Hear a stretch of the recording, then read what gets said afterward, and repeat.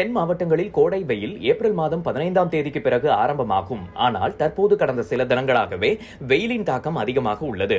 நெல்லை மாவட்டத்தில் தற்போது வெயிலின் தாக்கம் அதிகமாக உள்ளது. கடந்த சில நாட்களாக வெயில் கொளுத்தி வருகிறது.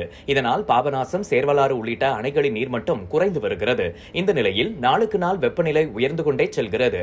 நெல்லையின் வெயிலின் தாக்கம் ஒவ்வொரு நாளும் அதிகரித்து வருகிறது.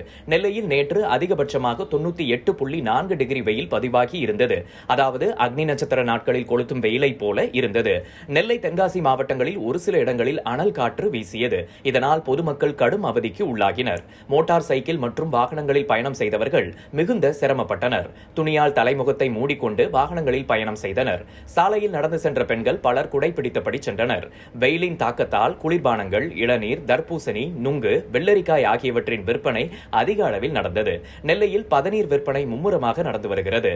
நெல்லை வண்ணாரப்பேட்டை, பாளையங்கோட்டை புறவழிச்சாலை, கோர்ட் பகுதியில் குளிர்பான கடைகளில் நன்னாரி சர்பத், நுங்கு சர்பத் குளிர்பான விற்பனை நடக்கிறது.